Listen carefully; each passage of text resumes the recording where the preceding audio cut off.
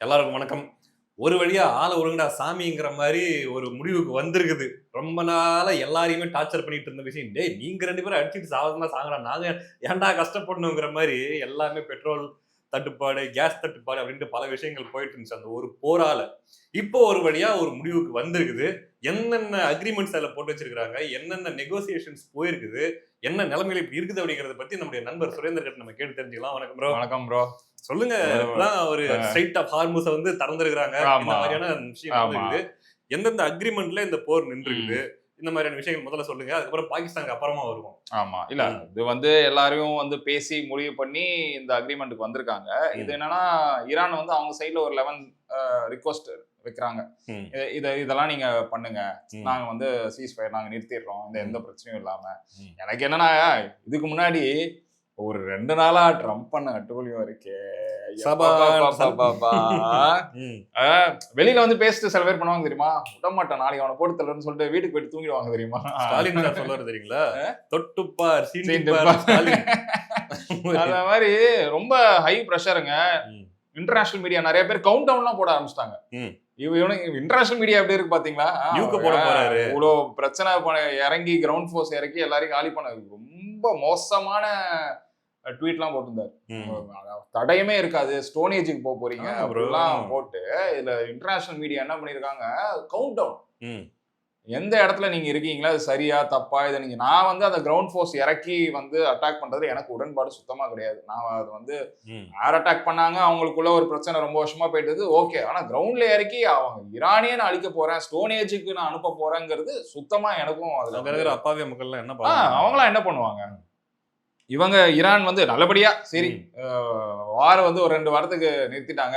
State of Hormuz open பண்றதாவும் சொல்லிட்டாங்க. இது வேற ப்ரோ. எல்லாரும் பயந்துகிட்டு இருந்த ஒரு விஷயம் என்ன தெரியுமா? இது மூலமா அப்படியே வேர்ல்ட் வார கிரியேட் பண்ணிருவாங்களோ? வந்திருக்கலாம். அப்படின்ற மாரி எல்லாரும் ஆமா. பயந்துட்டு இருந்தாங்க. ம். இது நம்ம ஏற்கனவே போன வீடியோல பார்த்தோம். என்ன அப்படின்னா, ஆமா. இந்தியால அந்த மாக் ட்ரில் ம். எதனால அவர் குடுக்குறாங்கன்னா, ஒருவேள வார் வந்துட்டா என்ன பண்றது? ஆமா. அப்படிங்கிற ஒரு ம். முன்னெச்சரிக்கை. ம். இல்லைங்களா? அப்படி ஏதாச்சும் நடந்துருமோ அப்படிங்கிற மாரி இருக்கும்போது, இப்படி ஒரு முடிவ அவங்க எட்டி இருக்கிறதுன்றது உண்மையிலேயே யப்பான்ற மாரி தான் இருக்குது. ஆமா. இல்ல இவங்க வச்சிருக்கிற கோரிக்கை வந்து 10 இருக்கு. இது ஒண்ணும் இல்ல பேசிக் தான். என்னென்னலாம் இழந்தாங்களோ, ம். அதெல்லாம் வந்து எங்களுக்கு மெயினா சாங்ஷன் ரிமூவ் பண்ணுங்க. ம். உலகம் ஃபுல்லா எங்களுக்கு வந்து சாங்ஷன் நீங்க போட்டிருக்கீங்க. யாரு குடுத்தாலும் நாங்க இவங்களுக்கு குடுக்கக்கூடாது, அவங்களுக்கு குடுக்கக்கூடாது. அப்படி குடுத்தாலும் வந்து இவ்ளோ காசு நாங்க கட்டணம் கட்டணும்னு. இதெல்லாம் எங்களுக்கு வந்து ரிமூவ் பண்ணுங்க. ம். இதுதான் முக்கியம். நம்பர் 1.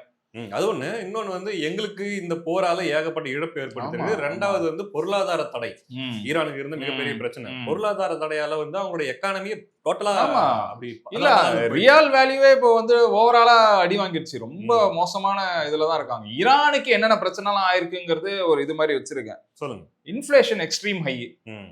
சோத்துக்கு கஷ்டப்படுற நிலைமை அந்த தான். அளவுக்கு ஏன்னா அது போயிடுச்சு. Water shortage. ம். ஏன்னா நீ இன்ஃப்ராஸ்ட்ரக்சரை நெறைய டேமேஜ் பண்ணிட்டாங்க. ம். சரியா? இதெல்லாம் இல்லாம உங்களுக்கு வந்து கண்ட்ரி ஃபங்ஷன் ஆகுது. நான் என்ன சொல்றேன், நம்ம அந்த இங்க இருக்கிற ஒரு 2 பிரிட்ஜ நம்ம வந்து குளோஸ் பண்ணாலே 1008 பிரச்சனை வரும். அவங்களது மெயின் சோர்ஸே வாட்டர் சோர்ஸே அந்த ம். கடல் நீரை குடிநீராக்கக்கூடிய அந்த ஆமா, இயந்திரங்கள். ஆமா, அத இப்ப கல்ஃப் கண்ட்ரீஸ்லாம் ம். மேக்ஸிமம் அப்படிதான் நடந்துட்டு ஆமா, இருக்குன்னு நினைக்கிறேன். ஆமா. இல்லைங்களா? அப்படி இருக்கும்போது அத ஏதாச்சும் அமெரிக்கா அட்டாக் பண்ணி ஈரான்ல அப்படி ஏதாச்சும் ஒண்ணு நடந்துச்சுன்னு நினைக்கிறேன். ஒரு இருக்கும், இடத்துல. இருக்கும். இல்லாம இருக்காது. அதுவும் இல்லாம வாட்டர் வச்சு தான் பவரும் அவங்களுக்கு. ஆமா. சோ பவர் சப்ளையும் அடி வாங்கிடும். ம். அதனால. அதுக்கப்புறம் இண்டஸ்ட்ரியல் அண்ட் அக்ரிகல்ச்சர் ம். Systems are breaking down. இந்த அக்ரிகல்ச்சரும் பண்ண முடியாது. இண்டஸ்ட்ரியும் எல்லாத்தையும் முடிச்சு விட்டாங்க. ம். சோ ஆப்வியஸா வாட்டர் ஷார்ட்டேஜ்னா பவர் இருக்காது. பவர் இல்லனா இண்டஸ்ட்ரி காலி, அக்ரிகல்ச்சர் காலி. எல்லாமே ஆக சோ மொத்தத்துல ஒரு ரொம்ப கஷ்டமான நிலைமையில தான் ஈரான் இருக்கு. அதனால தான் எங்களுக்கு இதுக்கான நிவாரணத்த நீங்க குடுத்தாகணும் அப்படின்ற மாரி அவங்க ஆமா. நெகோஷியேட் பண்ணிருக்காங்கன்னு ஆமா. நினைக்கிறேன். இல்ல இந்த நெகோஷியேட் பண்ணிட்டு இருக்காங்க. இது வந்து கன்ஃபார்மா குடுத்துட்டாங்களா அப்படிங்கிறது நான் வந்து அக்ரி பண்ணிட்டாங்களான்னு நான் கேட்கல. இது நெகோஷியேட் பண்ணிருக்காங்க. இது கொஞ்ச நாள் போகும். இது வந்து அங்க இருந்து காட்டமா பேசுவாங்க. இவங்க பதிலுக்கு முடியாதும்பாங்க. இது கொஞ்சம் இது வந்து கம்ப்ளீட்டா முடியல. இப்போதைக்கு ஒரு ரெஸ்ட் 2 வீக்ஸ்க்கு. 2 வாரத்துக்கு ரெஸ்ட் ஆமா. பா. 2 இது வாரத்துக்கு நீ ஸ்ட்ரெய்ட் ஆஃப் ஹார்மஸ்ல கப்பல் விட்டுக்கலாம். ஆமா. ஒண்ணும் பிரச்சனை இல்ல. நல்லபடியா அதுலயும் சில இதெல்லாம் இருக்கு. ஒரு ஒரு ஷிப்புக்கு 18.5 crores இது அது இவங்க பண்றதா. கேட்டுட்டு இருக்காங்க. ஆ. ஈரான் வந்து கேட்டுட்டு இருக்குது. பட் அதுக்கு அக்ரி பண்ணிக்கிட்டாங்களா ம். அப்படிங்கிறது நமக்கு இன்னும் தெரியல. இல்ல நான் இதுல என்ன பாக்குறேன், ஏன் குடுக்கலாமே. ஏன்னா இவ்ளோ பிரச்சனைய சந்திச்சிருக்கு. நாடே தலைகீழா இருக்கு. என்ன ப்ரோ, சார்ஜ் உங்களுக்கு பண்ண ஈகோ ஃபைட் இருக்கலாம். ம். உங்களுக்கும் அந்த நாட்டோட தலைவருக்கு ஈகோ ஃபைட் இருக்கலாம். ம். பட் அதனால பாதிக்கப்பட்டது, அதனால அந்த பொருளாதார இறப்புகளை சந்திச்சது, கஷ்டப்பட்டுட்டு இருக்கிறது சாதாரண உங்களையும் என்னையும் மாதிரி ஆமா. இருக்கக்கூடிய நான் அந்த இந்த நாட்டு லீடர் மக்கள். எல்லாத்தையும் விட்டு கஷ்டப்படுற மக்களுக்காக கொடுக்கலாம்னு தான் நான் சொல்றேன். ஏன்னா எவ்வளவு இன்னசென்ஸ் இருப்பாங்க. ம். உங்களோட ரொம்ப வருஷம் வெஞ்சன்ஸ் இதெல்லாம் இருக்கு, இதெல்லாம் ஆல்மோஸ்ட் தீட்டுட்டீங்க எல்லாத்தையும் மாத்தி மாத்தி பேசி. போடுறா ஸ்ட்ரைட் ஆஃப் ஃபார்மர்ஸ்ல ஒரு டோல்கேட் அந்த அப்படிங்கிற மாதிரி மாதிரி தான். அங்க இருக்கிற மக்களோட உணவுக்கோ அவங்களோட நெக்ஸ்ட் லெவல் டெவலப்மெண்ட்டுக்கோ என்ன தேவையோ அதை வந்து எல்லா கண்ட்ரியும் பண்ணணும் தான் நான் எதிர்பார்க்கிறேன். ம். ஏன்னா அவங்க என்ன பண்ணுவாங்க இதுக்கப்புறம்? இவ்வளவு நடந்துருச்சு, இப்போ எதுவுமே அவங்கள சுத்தி எதுவுமே இல்ல. வேலைக்கு போவாங்களா, என்ன பண்ணுவாங்கங்கிறது க்ளூலெஸ்ஸா இருக்கு. ஆக்சுவலா ஒரு ரெண்டு இவங்க எதுக்கு இந்த தேவையில்லாத ஈகோ வேலைன்னு தான் நானே அமெரிக்காவா இருக்கட்டும் இல்ல ஈரானா இருக்கட்டும், இந்த ஃபைட் மொத்தமே அது பேக்ரவுண்ட்ல ஏகப்பட்ட காரணங்கள் இருக்கலாம், 47 years பட் ஈகோன்றது ஒரு முக்கியமான பிளே ரோல் பண்ணுது. இவங்களுக்கும் டைரக்ட் அடிச்சுக்கிட்டே இருக்கும், திருப்பி திருப்பி ட்ரோன் அனுப்பிக்கிட்டே இருக்கும், அவங்களும் அடிச்சுக்கிட்டே இருக்கிறாங்க. பாதிக்கப்படுறது ரெண்டு பக்கமே. செலவு எவ்வளவு செலவு, எத்தனை பில்லியன் செலவு இல்லீங்களா? ரீசெண்டா கூட நம்ம நியூஸ் பார்த்தோம், அந்த F-35 ஏதோ ஆமா அடிச்சிட்டாங்க. 900 crores அது ஒண்ணு. எவ்வளவு செலவு. இப்ப நீங்க பண்ற இதால பாதிக்கப்படுறது அந்தந்த நாட்டு மக்கள் தான். ஆமா. அப்படின்னும் போது இப்படி ஒரு முடிவை அந்தந்த நாட்டு பொருளாதாரமும் பாதிக்கப்படுது அதுல. அந்தந்த நாடு மட்டும் பாதிக்கப்படுறது, நாங்களும் பாதிக்கிறோம். எல்லாருமே. ஆமா. நம்ம டீ கடை, அதாவது ஈரானுக்கும் அமெரிக்காவுக்கும் இஸ்ரேலுக்கும் நடக்கிற போரால நம்ம ஊர்ல இருக்கிற டீ கடை வியாபாரிகள் பாதிக்கப்படுகிறார்கள். 900 ரூபாய்க்கு வாங்கிட்டு 3000 ரூபாய்க்கு வாங்கிட்டு கதறாங்க. எல்லாரும் கஷ்டப்பட்டு தான் இருக்கு. நிறைய மெனு எல்லாம் கம்மி பண்ணிட்டாங்க. பெரிய பெரிய ஹோட்டல்லாம் எங்க எல்பிஜி பிரச்சனைனால மெனுவே இவ்வளவுதாங்க அப்படின்லாமும் பிரச்சனையை ஃபேஸ் பண்ணிட்டு தான் இருக்காங்க. சோ அந்த அளவுல வச்சு பார்க்கும்போது இப்ப எட்டி இருக்கிற முடிவு ஒரு நல்ல முடிவு. நல்ல முடிவு. ஆமா. இததான் ரொம்ப நாளா எதிர்பார்த்திருந்தாங்க. வேர்ல்ட் பவர் ட்ரம்ப் மாதிரி ஆட்கள்.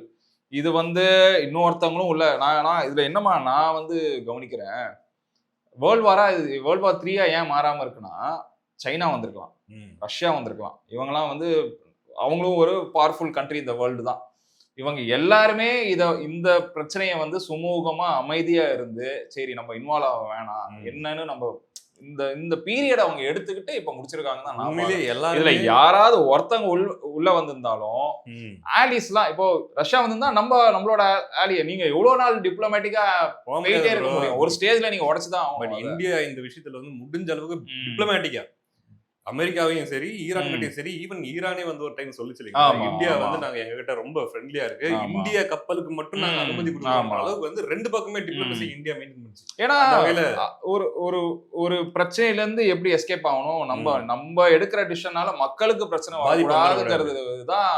அது வந்து நம்ம அப்ரிஷியேட் பண்ணி அவங்க இந்தியாவோட டிசிஷன் டிப்ளமேட்டிக்கா வந்து இருந்ததுக்கு வந்து நம்மளா இப்போ ஓரளவுக்கு சேஃபா நிம்மதியா இருக்கணும். அதுக்கு அதுவும் ஒரு காரணம். நல்லா ஹேண்டில் பண்ணிட்டுறாங்க. அதே மாதிரி வந்து அமெரிக்கா வச்ச ட்ராப்லயும் மாட்டாம, ரஷ்யா கிட்ட நீ ஆயில் வாங்க கூடாது அப்படின்னா நான் வாங்குவேன். சாங்ஷனும் கிடையாது, சட்டமும் கிடையாது. நான் அப்பையில இருந்தே நான் வாங்கிட்டு தானே இருக்கேன். அதையும் பண்ணாங்க. அதே மாதிரி ஈரானுக்கும் வந்து நான் போய் எதிராலாம் எதுவும் பண்ண மாட்டேன், நான் சமாதானத்தை விரும்புகிறேன் அப்படின்ற இடத்துல இந்தியா ஸ்ட்ராங்கா நின்னுச்சு. அது உண்மையிலேயே ஒரு அவங்களுக்கு என்ன யூஎஸ்க்கு என்ன பிரச்சனையா இருக்குமா, நாங்க இவ்வளவு செலவு பண்ணி இவ்வளவு காலி பண்ணிட்டு இருக்கோம், யூஎஸ் நம்பி இருக்கிற யூரோப்பும் பிச்சை எடுக்குது. இவங்களுக்கு மட்டும் ஸ்ட்ரெயிட் ஆஃப் ஃபார்மர்ஸ் ஓபன் பண்றாங்க, வண்டி ஓடுறாங்க. யூரோப் கண்ட்ரிஸ் வந்து எவ்வளவு கதறிட்டு இருந்தாங்க தெரியுமா யூஎஸ் பண்ண வேலையால. ஈவன் பிரான்ஸ் நினைக்கிறேன், எங்க இதுக்கு மேல ஃளைட் எல்லாருமே சப்போர்ட் பண்றதை நிறுத்திட்டாங்க. ஏன்னா அவ்வளவு பிரச்சனை அதிகமாயிட்டே இருக்கு.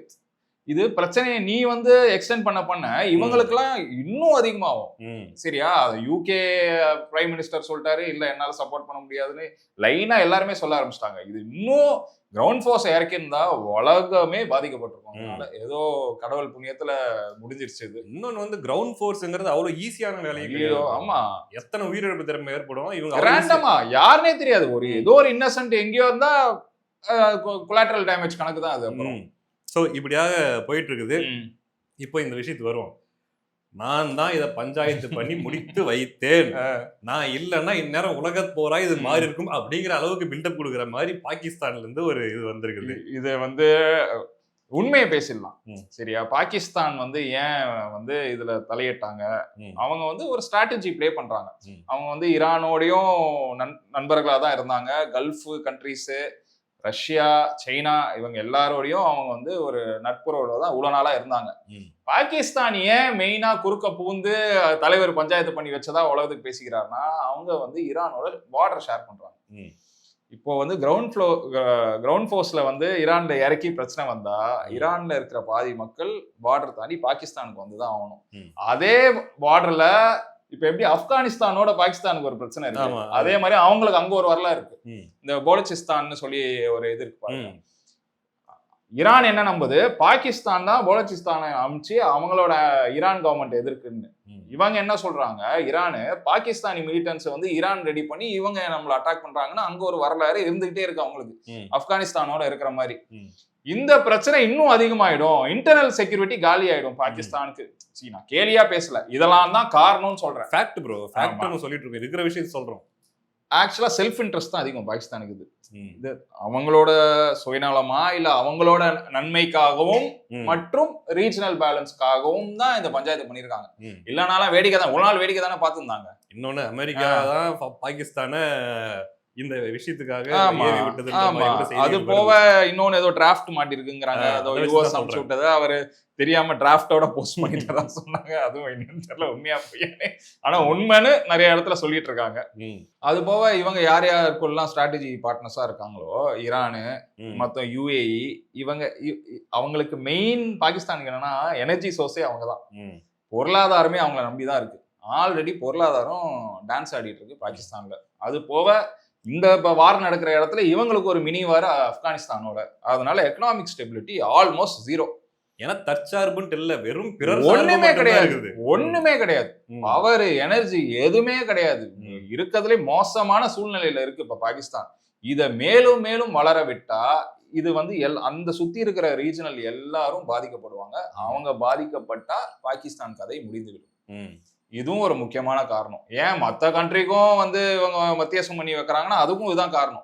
இப்ப யுஏஇல பிரச்சனை இருந்தாலும் இவங்க தான் அஃபெக்ட் ஆவாங்க, ஈரான்ல பிரச்சனை இருந்தாலும் இவங்க தான் அஃபெக்ட் ஆவாங்க. இவங்க பார்த்தாங்க இவ்வளவு நாளா, ஐயோ சாமி நீங்க கிரவுண்ட் ஃப்ளோர்ஸ்லாம் இறங்கினா ட்ரம்ப் கிட்ட போயிருப்பாங்க, கிரவுண்ட் ஃப்ளோர்ஸ்லாம் இறங்கினீங்கன்னா எங்க கதை முடிஞ்சது. இதோட அவங்க என்ன, நீங்க அட்டாக் பண்ணி ஸ்டோன் ஏஜுக்கு போய் வச்சிட்டீங்க, எங்களுக்கு எதுவுமே ட்ரேடே இல்லாம நாங்க வந்து ஸ்டோன் ஏஜுக்கு போயிடுவோங்கிறதும் ஒரு மெயின் ரீசன். அதுதான் பாகிஸ்தானுக்கு வந்து அங்க அமெரிக்கா கூடயும் டீல் இருக்கும், அமெரிக்காவுக்கு எதிரியான சைனா கூடயும் டீல் இருக்கும், எல்லாரோடையும் டீல் இருக்கும். ஆமா. அதான் இந்தியாவை எதிர்த்து யார் யாரெல்லாம் இருக்காங்களோ எல்லார்கிட்டையும் பேச்சு போட்டு வச்சிருப்பாங்க. ம். ஏதாவது ஒரு சூழ்நிலையில என்னைக்காவது ஹெல்ப் ஆவாங்க அப்படின்னு. சரி ப்ரோ, இதெல்லாம் இப்படி போயிட்டு இருக்குது. இன்னொரு பக்கம் பாத்தீங்கன்னா நம்ம ஏற்கனவே கேள்விப்பட்ட விஷயம் தான், எல்லாருக்கும் ஓரளவுக்கு தெரிஞ்ச விஷயம் தான். என்ன அப்படின்னா, இப்போ ஈரானுக்கு சுப்ரீம் பவர் அவர் லீடர் அப்படின்ற மாதிரியான ஒரு ஆள் இல்ல. முன்ன கமேனி எப்போ இறந்தாரோ அதுக்கப்புறம் பாத்தீங்கன்னா இன்னொருத்தர் வந்தாரு, அப்படின்னு சொல்லிட்டு ஒருத்தர் வந்தாரு. இருந்தாலுமே கூட கிட்டத்தட்ட ஒரு 40 இயக்கங்கள் அவங்க வந்து தனித்தனியா இயங்கிட்டு இருக்கிறாங்க. அவங்களுக்கு வந்து ஒரு கமாண்டிங், அதாவது ஒரு சுப்ரீம் கமாண்டிங் ஃபோர்ஸ் அப்படின்ற மாதிரி யாரும் இல்லன்ற மாதிரி அவங்க இஷ்டத்துக்கு பண்ணிட்டு இருக்காங்க. இதனாலதான் இந்த என்ன சொல்றது, இந்த டீல்லயே கூட இஸ்ரேல் வந்து ஒரு விஷயத்த மட்டும் சொல்லிட்டு இருக்குது, என்னதான் போர் வந்து ஒத்திவைப்பு அல்லது வந்து ஒரு சமாதானம் அப்படிங்கிற மாதிரி டீல் இருந்தாலுமே கூட நாங்க தொடர்ந்து வந்து ஹிஸ்புல்லாவை வந்து நாங்க அட்டாக் பண்ணிட்டு தான் இருப்போம், லெபனான்ல எங்களோட அட்டாக் வந்து தொடர்ந்துட்டு தான் இருக்கும் அப்படின்ற மாதிரி இஸ்ரேல் ஒரு பக்கம் சொல்லிட்டு இருக்குது. சோ இதுக்கு உண்மையா சொல்லணும்னா, மனசுல சொல்லணும்னா முழுமையான தீர்வு முழுமையான தீர்வு வரணும். அதே மாதிரி இதனால மற்ற நாடுகளும் பாதிக்கப்படக்கூடாது. குறிப்பா வந்து அது எந்த நாட்டு மக்களா இருந்தாலும் சரி, அந்தந்த நாட்டோட பகை, தனிப்பட்ட பகையோ அல்லது அவங்களுக்கு பின்னாடி இருக்கிற அஜெண்டா காரணமாகவோ வந்து எந்த நாட்டு மக்களும் பாதிக்கக்கூடாது. ஓகேவா? பாகிஸ்தான் இப்ப சொல்லிட்டு இருக்குது, நாங்க தான் போய் எல்லாத்தையும் தீர்த்து வச்சோம். ஏப்பா சண்டை இத்தனை நாள் நடந்துட்டு எங்கப்பா போன நீ? இல்ல, நான் இது எனக்கு கோவம் அதிகமா இருக்கு பாகிஸ்தான் மேல. நம்பர் 1, இப்போ இந்த முடிவு எடுத்ததுக்கு காரணம் கூட அவங்களோட சுயநலத்துக்கு தான். என்னன்னா இஸ்லாமிக் கண்ட்ரிஸ் கிட்டயே ஒரு ஒற்றுமைங்கிறது இல்லாம இருக்குது இல்லைங்களா? ஒருத்தருக்கு ஒருத்தர் வந்து சப்போர்ட் பண்ணிக்காம எல்லாருமே அவங்களுக்குள்ளே ஸ்ட்ராட்டஜிக் பார்ட்னர் எல்லாரு மேலயும் பிரச்சனை போயிட்டு தான் இருக்கு. சரியா? என்னைக்கும் எந்த குரலும், நான் என்னமா சொல்றேன், பாகிஸ்தான் இன்னொரு வகையில ரொம்ப பாவப்பட்ட நிலையில இருக்குன்னு தான் நான் பாக்குறேன். அவங்களுக்கு அங்கேயும் குரல் கொடுக்க முடியாது, ஏன்னா யுஎஸ்ஏவோட பெட்டு எல்லா இஸ்லாமிக் கண்ட்ரிஸும் அதான். ஆப்கானிஸ்தானையும் பிரச்சனை அந்த சைடு பார்த்தா. இது நீங்க வந்து அந்த வார் நடக்குதோ இல்லையோ, ஆப்கானிஸ்தானோட நீங்க பண்ண வார்லயே உங்களுக்கு பொருளாதாரம் போயிருக்கும். அதுலயே என்னைக்கு நீங்க அமெரிக்காவை மட்டும்தான் டிபெண்ட் பண்ணி இருப்போம் அப்படின்ற மாதிரி முடிவுக்கு வந்தீங்களோ, அன்னைக்கு அவன் அந்த ஒரு இதை கையில வச்சுக்கிட்டு உங்களுக்குள்ள வந்து அந்த ஒற்றுமை இருக்காம அவன் பாத்துக்கிறான். அதுக்கு நீங்க பலிகடா ஆயிட்டு இருக்கிறீங்க. இல்ல, அவங்க சூப்பர் பவர் கண்ட்ரி, நம்ம யூஎஸோட நல்ல இதுல இருந்தா எல்லாரும் நம்ம வைக்க வேண்டிய இடத்துல வச்சுக்கலாம். ஆனா இந்தியா ஆல்டர்னேட்டா எப்படி யோசிக்குது, எல்லாரோடையும் இருக்கு.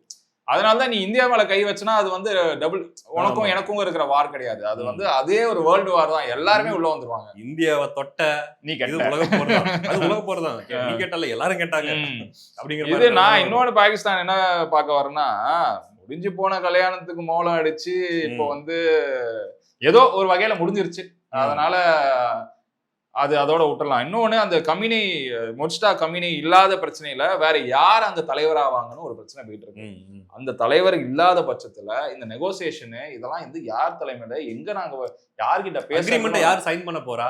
இல்ல அந்த அக்ரிமெண்ட் சைன் பண்ணா மத்த எல்லா இயக்கம் சுத்தி 40 அந்த இது இருக்கு இல்லையா, எல்லாமே அதுக்கு ஏத்த மாதிரி நடந்துக்குமா அப்படிங்கிற மாதிரியான கேள்விகள் இருக்கு. So Iran needs another supreme power again அப்படிங்கிற இடத்துலதான் ஈரான் இருக்கு.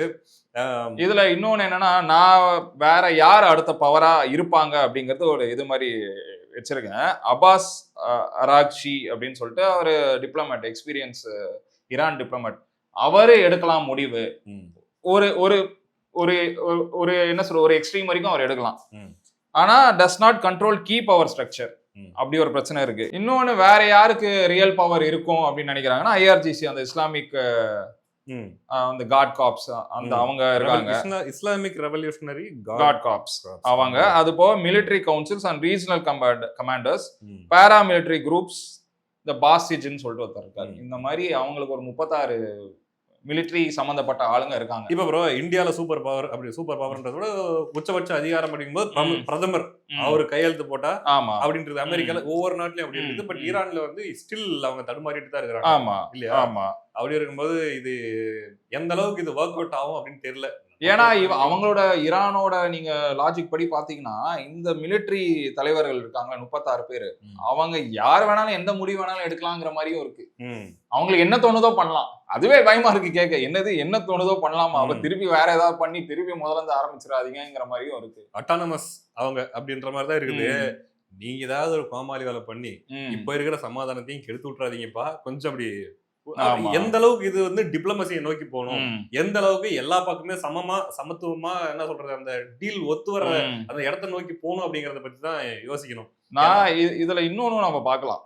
யூஎஸ் வந்து இவ்வளவு பேசிட்டாங்க. யூஎஸ்கே இது அடி வாங்கியிருக்கும் ஒரு பீரியட் ஆஃப் டைம்ல. ஸ்ட்ரெயிட் ஆஃப் ஹார்மஸ் திறக்காம எவ்வளவு நாள் இருக்கோ யூஎஸ்க்கும் அது பிரச்சனை தான். யூஎஸ்க்கு அடி வாங்கியிருக்கு. இன்னொன்னு அவங்க பண்ண செலவு.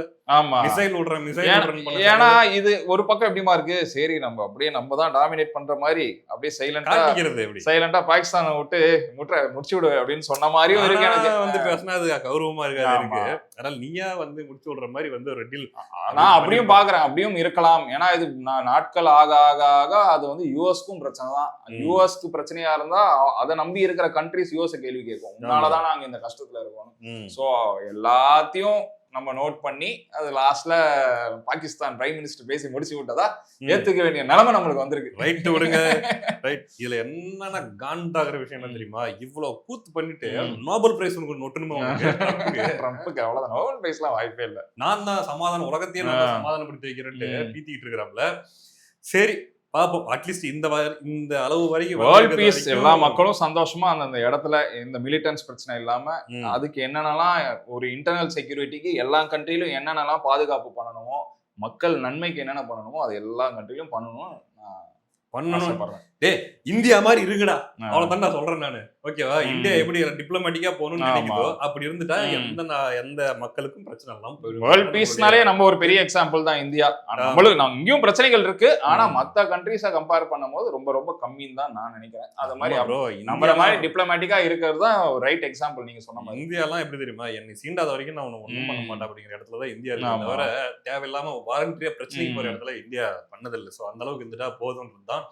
ஓரளவுக்கு இந்த முடிவுன்றது ஓரளவுக்கு ரிலாக்ஸ் பண்ற மாதிரி இருக்கு. அது ஈரானுக்கும் அமெரிக்காவுக்கும் உலக நாடுகளுக்கும் நமக்கும் எல்லாருக்கும். இப்ப இந்த 2 வாரம் இப்ப நேத்து இந்த நியூஸ் இன்னைக்கு இந்த நியூஸை கேட்டோன்னே அவ்வளோ ஷேர் மார்க்கெட்லாம் திருப்பியும் மண்ணோட போனதெல்லாம் இப்ப முளைச்சி இப்ப கொஞ்சம் கொஞ்சமா மேல வருது. அதனால உலகம் ஃபுல்லா கொஞ்சம் எல்லாமே சரியாயிட்டு வரதுக்கான வாய்ப்பு இருக்கு. இந்த 2 வாரம்ங்கிறது எக்ஸ்டெண்ட் ஆச்சுன்னா எக்ஸ்டெண்ட் இல்ல பெர்மனன்ட் ஆச்சுன்னா நல்லா இருக்கும் ஆமா இந்த அப்படிங்கிறது நம்ம இங்க சொல்ற மாதிரி கஷ்டப்படுற டீ கடைகள் இந்த மாதிரி சின்ன சின்ன நிறைய கடைகள் மூடிட்டாங்க.